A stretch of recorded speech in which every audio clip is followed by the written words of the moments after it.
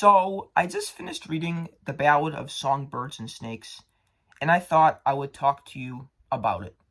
Now, this book serves as a backstory to Cornelius Snow. Cornelius Snow, later in the books, becomes the president of the Capitol and is seen as this tyrant, right? It explores him at an early age from 18 years old all the way to his early years of becoming the new leader. When you read this, it feels very manipulative and very biased. It's like you're inside Cornelius's head, and you almost kind of feel sympathy for him. He didn't start off as a bad person.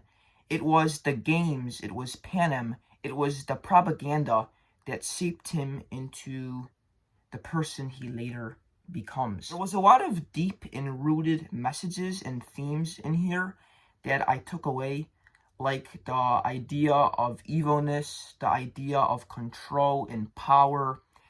The way Panem works is very similar to North Korea.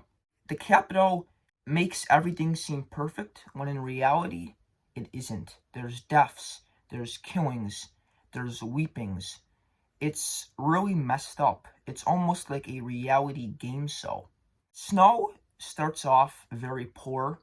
He lives in this tiny apartment and he's very impoverished.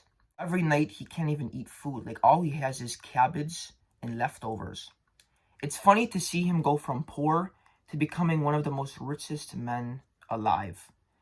You know, fame can really do that to you, same as wealth. It is the day of the reaping ceremony, the 10th annual Hunger Games. He is going to be a mentor. So he picks this tribute, and her name is Lucy Greybird. Lucy Greybird is a great entertainer. She knows how to create a show. She's good at singing, and she is someone who easily could win the games. Now, the first half of the book, it just is of them sponsoring each other and competing in the games, when the second half is my favorite part, which I will talk to you guys about in a little bit. How were the games, you may ask? Well, the games in here weren't that cool. I feel like the other books kept you on your toes, when this one was not really my cup of tea. It basically just took place in this arena where everyone was just trying to kill each other. It didn't really have any creativity or originality. It just felt very, very bland. The second half of the book is called The Peacemaker, and this is when we explore the evilness of President Snow.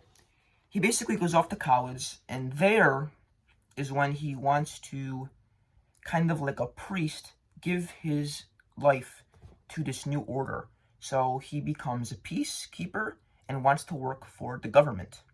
Later, he turns very dark and morbid. He actually kills 3 people.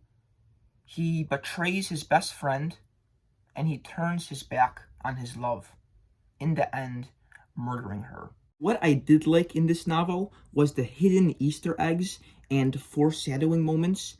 There was very subtle details that would later lead to the other books, like the mention of his fascination with roses or his disliking to the bird mockingjay. I do have to say, a lot of this book was very boring. It does have 500 pages. What was really boring was there was a lot of singing. There was too much songs in here. I could really see how when Susan Collins wrote this, she knew it was going to be a movie. So the whole format of this book is written in a screenplay. I'm not saying that you shouldn't read this, but it is really not that good.